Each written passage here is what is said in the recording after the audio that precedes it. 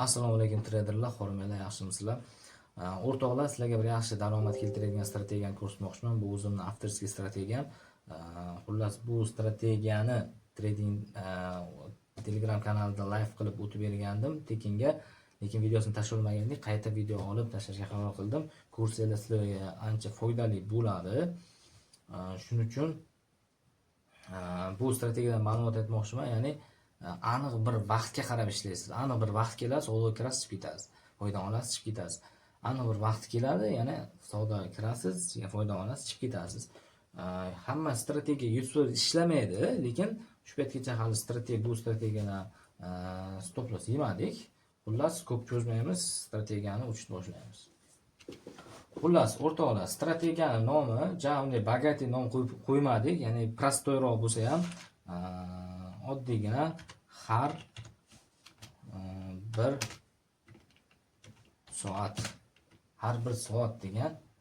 bir soat degan strategiya. Xullas, nomi juda zo'r emas, prostoyroq bo'laveradi. Har bir soat degani xullas, ya'ni biz 1 minutlik time frame da o'tib olamiz. 1 minutlik time frame da o'tib olamizda. 1 minutlik time frame da o'tib olamiz. Logisini tushuntirib beraman, ya'ni teoriyada tushuntirib beraman. Siz har doim har bir soatda bunaqa chiziq tortib olasiz. Chiziq tortib olasiz. Ya'ni ana shu chiziq vaqtga har bir soat, ya'ni soat 5 bo'lsa 6, 7, 8, 9 shu vaqtlarda qo'yib olasiz. Ana shu soat 5 bo'lganda savdoga kirasiz, chiqib ketasiz. 6 bo'lganda savdoga kirasiz, chiqib ketasiz. 7 bo'lganda savdoga kirasiz, foyda olasiz, chiqib ketasiz. 8 bo'lganda savdoga kirasiz, foyda olasiz, chiqib ketasiz. 9 bo'lganda savdoga kirasiz, foyda olasiz, chiqib ketasiz. U qanday bo'ladi? Ya'ni misol uchun bizada soat 5 bo'lguncha trend uptrendda shakllanadi va soat 5 dan keyin, ya'ni mana bu time liniyadan keyin biz e'tiborli bo'lamiz. Bizada oxirgi mana pastga tushib ketayotgan oxirgi minimum va oxirgi maksimumga e'tibor beramiz, o'rtoqlar. O'rtoqlar, internet bilan ozgina muammo bo'lib qoldi. Xullas, davom etamiz. Aytmoqchimanki, ya'ni har bitta time liniya kelgandan keyin biz maksimum yoki minimumga e'tibor berishimiz kerak bo'ladi. Maksimum, mana oxirgi maksimum, oxirgi minimumga e'tibor beramiz. Time liniya kelgandan keyin oxirgi minimum, oxirgi maksimumga e'tibor beramiz. Ya'ni bizda agar o'zini qarab turamiz, o'sha joyda trend liniya uptrendda bo'ladi va time liniyadan keyin down trendga o'zgarish kerak, taxmin bo'yicha. Biz qaraymiz, minimumni yorsa, down trendda o'zgarsa, mana shu yerdan selga qarab savdoga kiramiz. Ma'lum bir miqdorda foyda olamiz, ya'ni qancha miqdordaligini o'lchashni ko'rsataman. Ma'lum bir miqdorda foyda olamiz, chiqib ketamiz. Keyin aynan keyingi soatni kutamiz. Keyingi soatda, ya'ni soat 5-6 bo'lsa, 6 bo'lgandan keyin, ya'ni qaysi trend liniya buzildi, o'zidan oldingi maksimum sindi, o'shanga qarab, ya'ni qaysi trend yo'nalishga o'zgargan bo'lsa, o'sha yo'nalish bo'yicha yana ishlashni boshlaymiz. Ya'ni soat 7 bo'lsa, qaysidir trend buziladi va yana down trendga o'zgaradi. Mana shu holat bo'ladi, o'rtoqlar. Har bir soatda, ya'ni nima uchun har 3 soat, har 4 soatda emas, har 5 minutda emas? Chunki har bir soatda o'zgaruvchi trend effektivniy ishlab beradi. Shuning uchun men har bir soatga oldim. Scalping bo'lib, scalping emas, uzoq muddat bo'lib, uzoq muddat emas. Sredniy srok. O'rtacha vaqtda ishlash. Ya'ni bunda ham har bir soatda tasavvur qiling. Bir kunda 24 soat vaqt bor, lekin har bir soatda endi tasavvur qiling ishlasangiz 24 soat, 21 soat endi yopiq bo'ladi, 23 soat. 23 soat siz ishlaysiz. Har bir soatda сделка ochasiz degani. Ertalab soat 6 ga kirasiz. Xohlasangiz New York hissasi ishlamay, volatiliniz kuchli bo'ladi desangiz, xohlasangiz ishlang, lekin Osiyo bilan London hissasida ishlaydigan foydangiz o'zi yetib ortadi. Men buni hozir isbotlab ko'rsatib beraman. Buni har bir soatda mana shu uptrenddan down trenddan uptrendda o'zgaradi deb aytaman, lekin ba'zida o'zgarmay qolishi mumkin. Biz ishlay olmaydigan joyimiz faqat mana flatga tushib qolsa, maksimumda yechilib, minimumda yechilib bitta joyga o'ynab qolsa, ana shu paytda yeb qo'yishimiz mumkin. Flatga tushishidan his qildinglarmi, bo'ldi. Savdoga kirmay turamiz. Flatdan chiqqandan keyin savdoga kiramiz o'rtoqlar. O'shaning uchun qaranglar, yana ikkinchi holat. Har doim uptrenddan downtrenddan uptrendga o'zgarmaydi bu time liniyada. E'tiborli bo'linglar, ya'ni time liniya bormasdan oldin trend mana bu o'zgarib qoldida, time liniya borgandan keyin borguncha yana mana bunaqa uptrend shakllantirib borayotgan bo'lsa, mana shu trend o'zgarishini kutasiz. Ya'ni baribir oxirgi minimum, oxirgi maksimum chizib qo'yasiz. Qaysi tomon yorsa, o'sha tomonga qarab savdoga kirasiz. Ya'ni minimumni yordimi, demak downtrendda o'zgardi. Demak, siz сделкani selga qarab ochasiz. Keyin e'tiborli bo'lasiz. Yana bir bu holati bor. Bu ikkinchi holat mana. Misol downtrendga tushib kelyapti, time liniya keldi.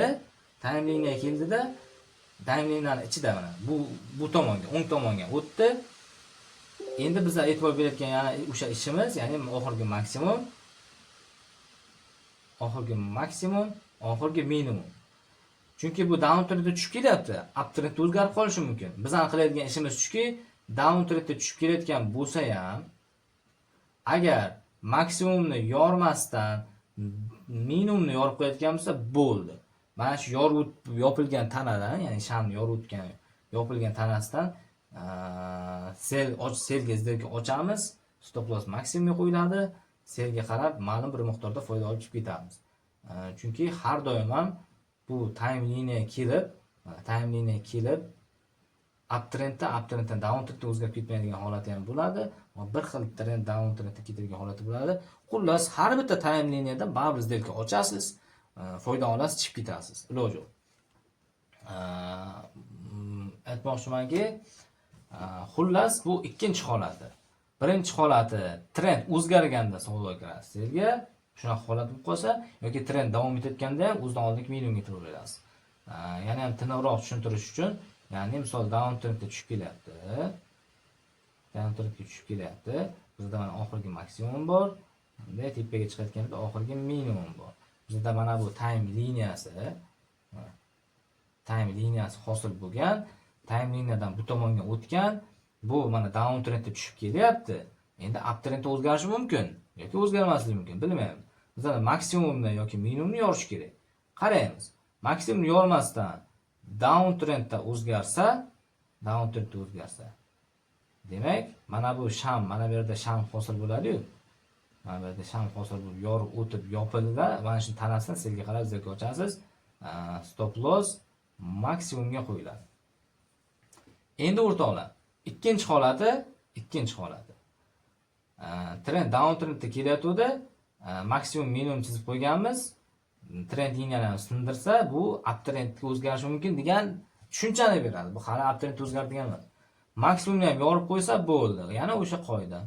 Tanasi bilan yorib o'tib yopilgan sham. Bo'ldi, tanasini izga ochasiz, minimumga stop loss qo'yasiz. Bag'ga qarab izga ochasiz.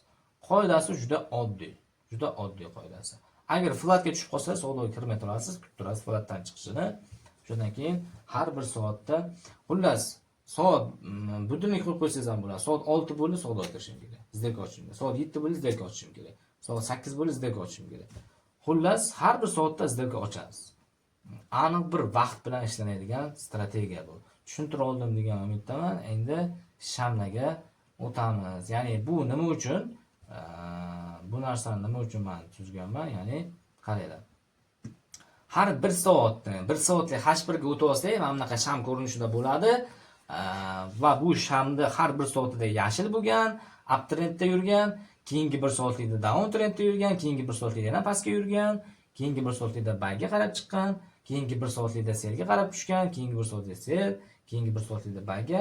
E'tibor bersanglar, har bir soatda qaysidir yo'nalishga yurgan. Shuning uchun ham o'rtoqlar, bizda shamlarning persatka joylari, ya'ni mana bunaqa bitta shpilkasi bor, keyingi shpilkagacha bizga qanaqadir trend shakllantirishi mumkin. Shu joyda men razvort ushlasamchi degan maqsadda bu strategiyani taxlaganman. Ya'ni yaxshiroq ko'rinish uchun biz M1 time frame da o'tib olib, trend yo'nalishini buzilishi, o'z oldidagi maksimum bilan ishlanishi, shu maqsad tuzib chiqilgan xullas o'rtoqlar. Bu juda ham effektiv ishlab beradi. Bunda mix qilib ishlatadigan narsamiz Fibonacci o'rtoqlar. Fibonacci'ni olamiz. Ya'ni qanday teoriyada ko'rsatay? misol down trendda tushib kelyapti. Down trend tushib kelyapti. Qaysidir time liniya keldi. Time liniya kelmasdan oldin trend o'zgarib qolsa, mana bunday misol uchun. Time liniya kelmadi, lekin maksimum o'zgardi, to'g'rimi? Maksimum uptrend o'zgardi trend. Kelmasdan o'zgarsa, sizlarga ochmaysiz o'rtoqlar. Qoidaga asoslanib ishlaysiz. Time liniya kelsa, keyin sizlarga ochasiz. Time liniya kelgandan keyin qaraysiz. Maksimum yorgan va bunday pastga tushyapti. O'zlonlik maksimum yordi, time liniya keldi va keyingi bir soatga o'tdi. Mana shu joyda bitta ya'ni bayga harakat, ya'ni yashil shamni, ya'ni poglasheniyani ko'rsangiz ham bo'ladi bunda. Poglasheniyya bo'lsa, xullas Fibonacci'ni olasiz, ana shu yopilib, ya'ni bu time liniyaga o'tgan yashil sham, poglasheniyya shamdan yo bo'lmasa o'zidan oldingi agar time liniya mana bunday qolgan bo'lsa, ana shu yorib o'tib yopilgan sham tanasidan Fibonacci'ni olasiz, minimumga qarab tortasiz. O'sha o'zimizda Fibonacci'ni mix qilib ishlatsangiz juda ham zo'r ishlab beradi. Bu strategiya har bir soat strategiyasida zo'r ishlab beradi. Ya'ni aniq bir chiqadigan joyimiz bo'ladi. Ya'ni garantga 1.68 garantga bo'lsa, bezutga qilamiz, 70% ni save qilamiz. Qolganini bezutga qilib unutib olamiz. Bu garant prognozga chiqib olsa, yana ham foyda, chiqmasdan bezutga olsa ham zarar ham yo'q.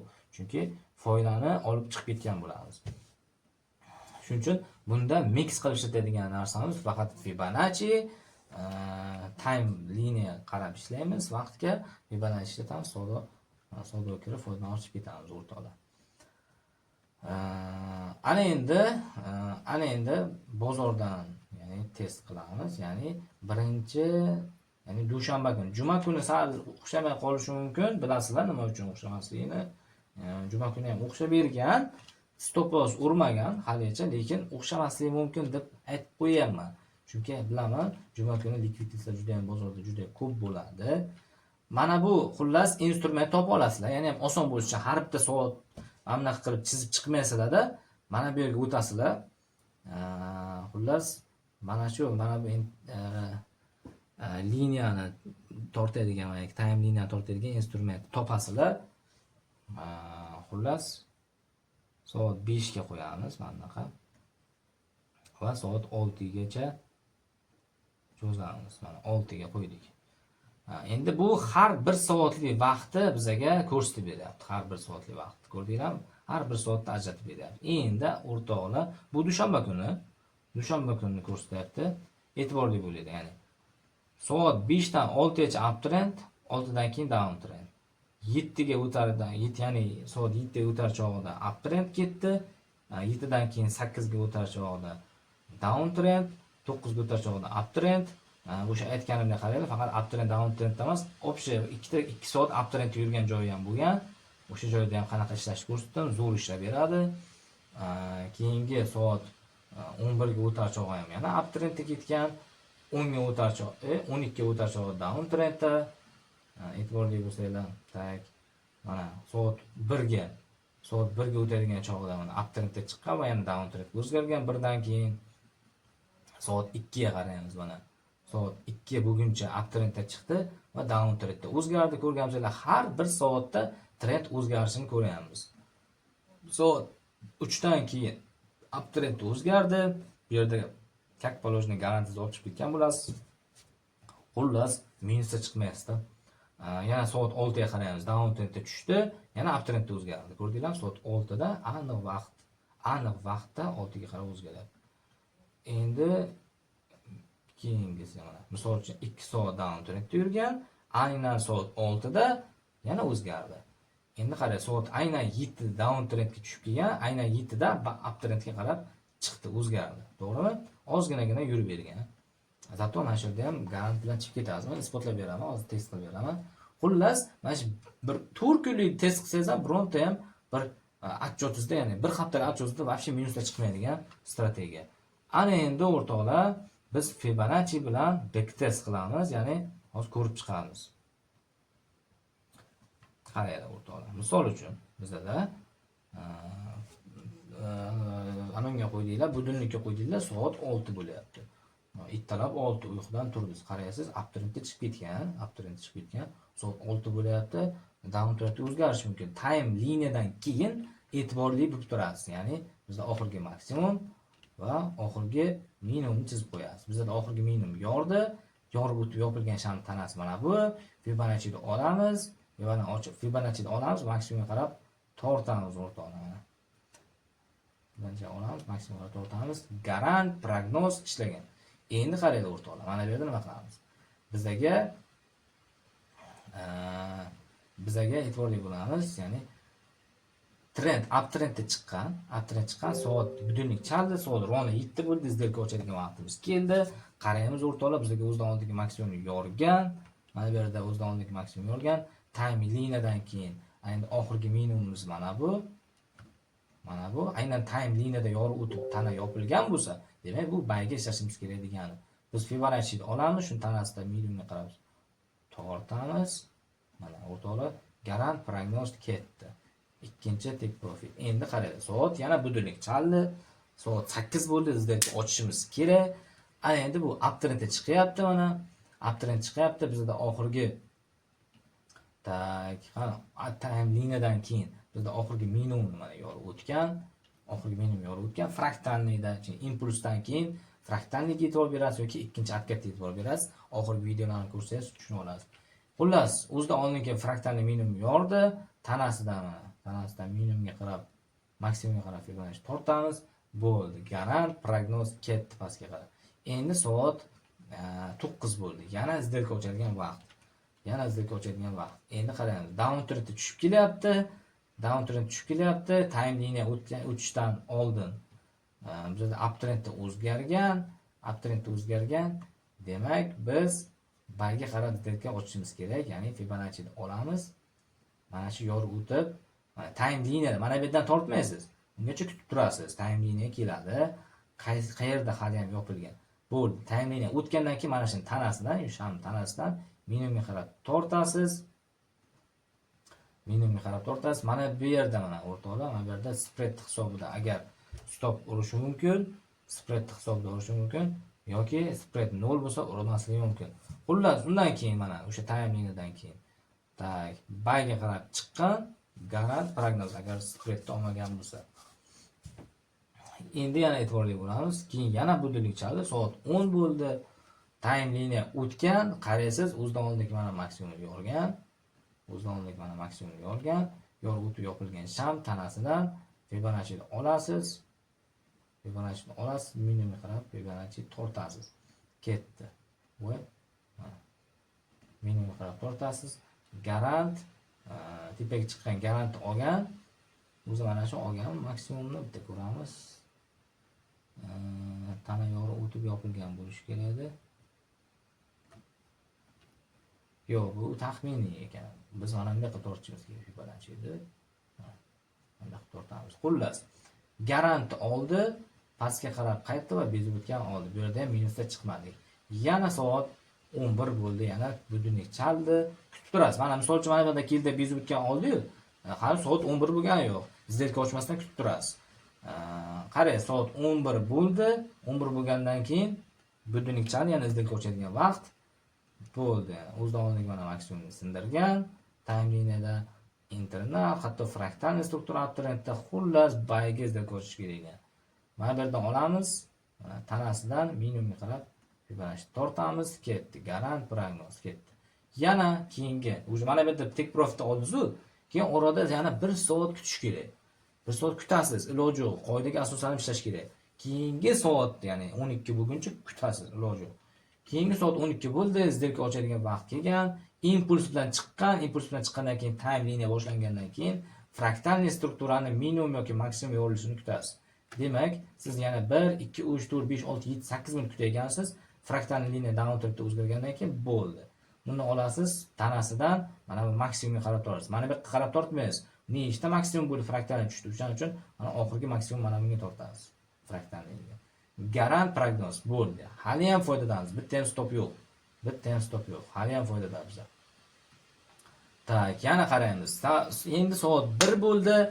Soat 1da yana budilnik chaldi. Xullas, yana izlarga ochadigan vaqt e'tiborli bo'lamiz. Qani impuls bilan chiqqan va impuls bilan tushgan va mana bu yerda fraktalniy razvorot bizga tana bilan yorilgan bo'lishi kerak. To'g'ri, fraktalniy razvorot qoidasida shpilka bilan yorilishi kerak, lekin bizda tana, bu strategiya tana yorilgan bo'lishi kerak. Strategiya bo'yicha impuls bilan chiqqan bo'lsa, o'zidan oldingi mana yorib o'tgan sham tanasidan tortamiz. Mana bu maksimumga qo'yishimiz sal xatoroq. Qo'yganingizda ham baribir garant bilan cheklangan bo'ladi-yu. Bizda mana bu maksimumga qo'yishimiz kerak, chunki fraktalniy edi. Fraktalniy maksimumi to'g'ri, sal kichikroq bo'ldi.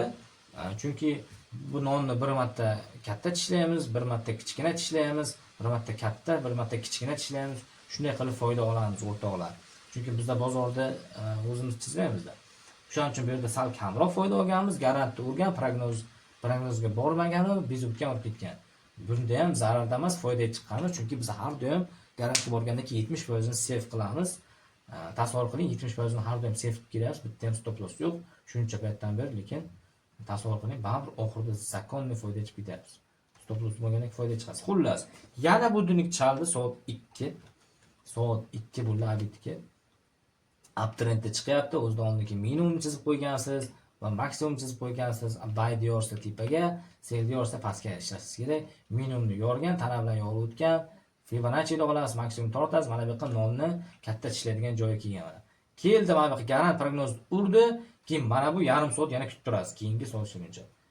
Keldi, mana soat 3 bo'ldi. Soat 3 bo'ldi, yana izdelka ochadigan vaqt. E'tiborli bo'ling, impuls bilan tushgan, bizga bitta atkat, ikkinchi atkatni kutishimiz kerak bo'ladi. Ya'ni qanday? Mana bizda mana ikkinchi atkat. Narki oldingi videolarni ko'rsatib tushuna olasizlar. Ikkinchi atkatni videosida mana o'zidan oldingi minimumga tortamiz.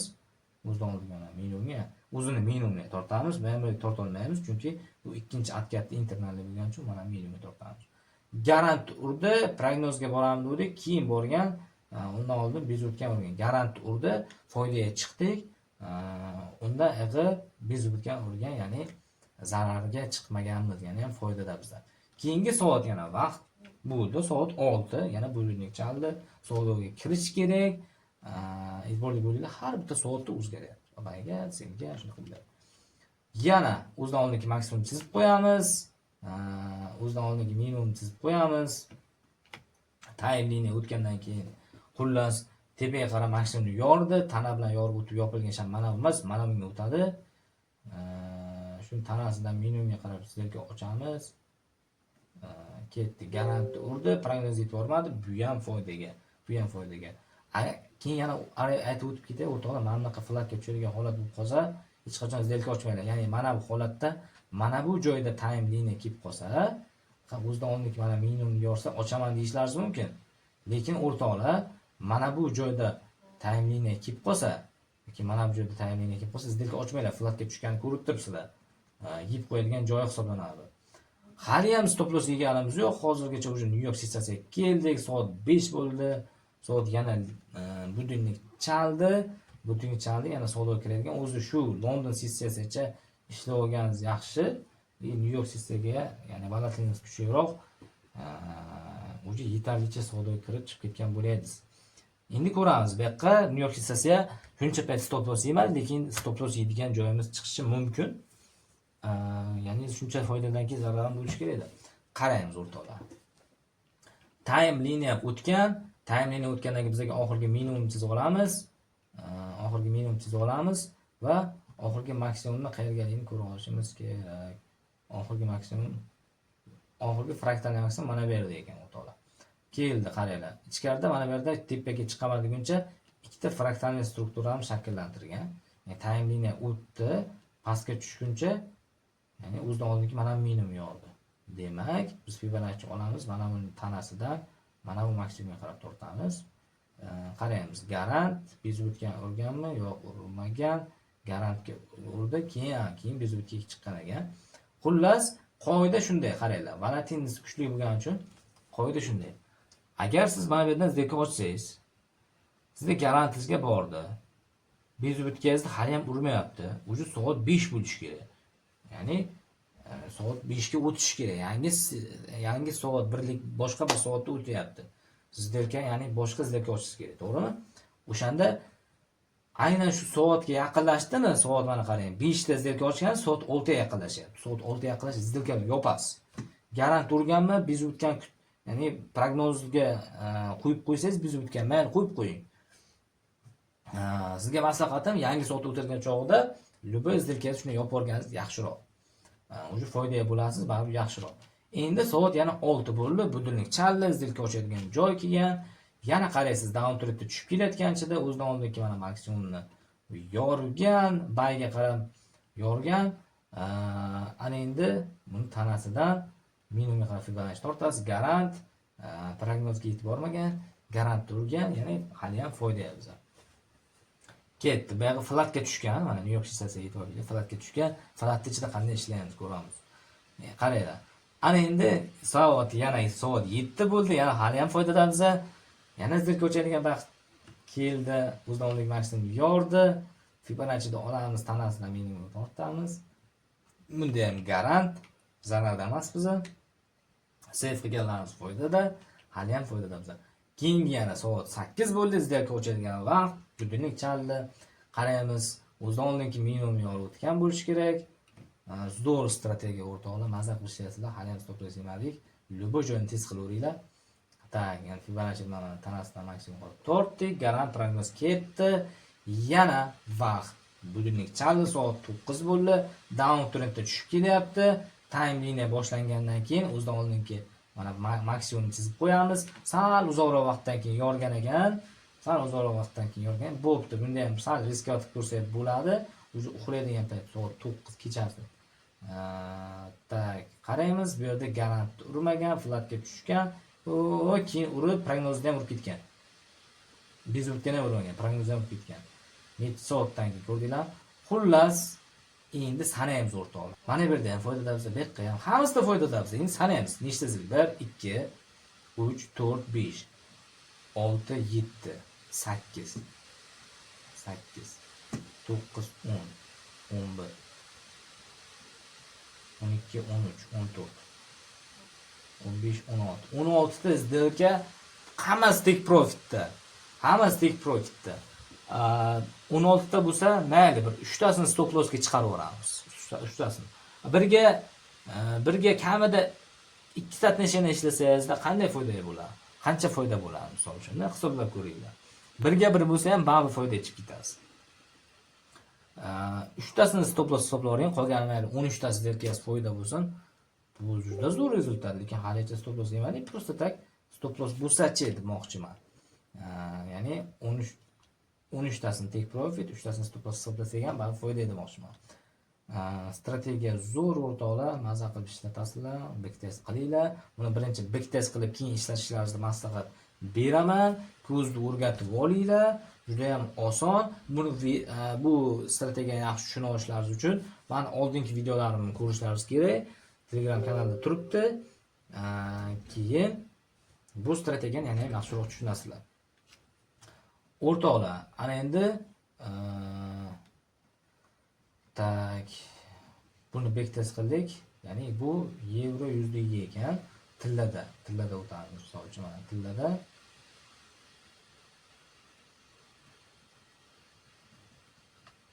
mana tillada bu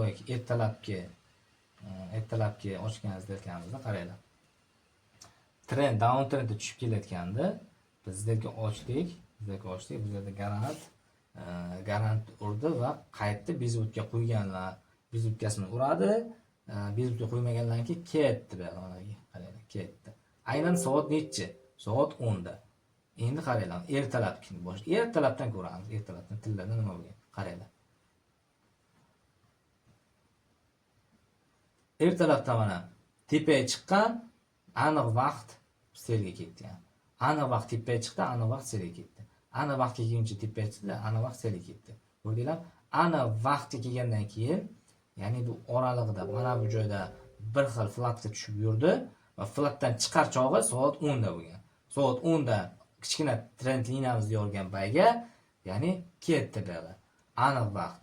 Ya'ni mana bu yerda ham aniq vaqtga keldi, o'zidan oldin maksimum yordi, ketdi yana bayga. Ko'rdinglarmi? Вообще zo'r ishlab beradi o'rtoqlar. любой joyni test qilinglar, любой joyni test qilinglar. Zo'r ishlasanglar bo'ladi. Strategiyamiz shundan iborat. Xullas, EMA indikatorini qo'shasiz. Mana indikator kirasiz. EMA indikatorini qo'shsangiz mana bu yerga chiqadi. Настройкаga kirasiz. Mana bu настройкасini 15 qilib qo'yasiz. Bo'ldi. 15 qilib qo'yasizlar. Endi qaranglar, bu sizlarga yordam beradi. Ya'ni Zdelka ochishlaringizdan oldin EMA indikatoridan shamlar pastga bo'lsa, yana ham aniqroq zdelka. EMA indikatoridan tepada bo'lsa, aniqroq zdelka.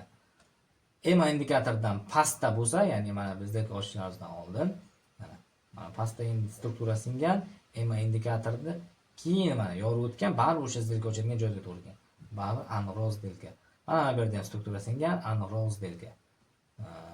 Mana bu yerda ham shunday. Bu yerda ham hammasida indikator yoqib olsanglar, yana ham yaxshi bo'ladi. Mana aniq vaqtdan keyin mana. Aniq vaqtdan keyin. Bu o'zi sal o'zgarib ketmadi vaqt 11:50 bo'lib ketdi. 12. Mana 12. Mana aynan vaqtga keldi. Indikatordan pastda uzunlik minimum yorgan selga. Mana indikatorni qaranglar. Mana kichkinachasi boyagi. Qaranglar, indikatordan shamlar pastga, bizda fraktalniy strukturamiz, ya'ni aniq vaqtdan keyin o'zlonligi mana minimum yorgan, tana bilan yorgan joydan fraktalniy maksimum topganmiz. Bu ham shuning uchun profitda. Indikator yana ham sizlarga yaxshiroq yo'nalishda yordam beradi. Indikator o'zi ishonib turib, yana qayerlardir o'zgartirib stop loss yeb qo'ymanglar. Xullas, qo'shimcha narsa bu. Indikator, ya'ni ham yaxshiroq ishlatish uchun. Awareness bo'lishlar uchun o'zlaringizga. Misol uchun mana trend o'zgardi, indikatordan tepada zdelka ochasiz, buy ketdi. O'rtoqlar, backtest qilinglar, juda ham zo'r strategiya. Ya'ni har bir soat degan nomli strategiyani o'zimni Fox Trade avtorskiy strategiyasi ko'ringlar, o'rganinglar, backtest qilinglar, sizlarga xudo xolasa foydali bo'ladi. Xullas, sog' bo'linglar.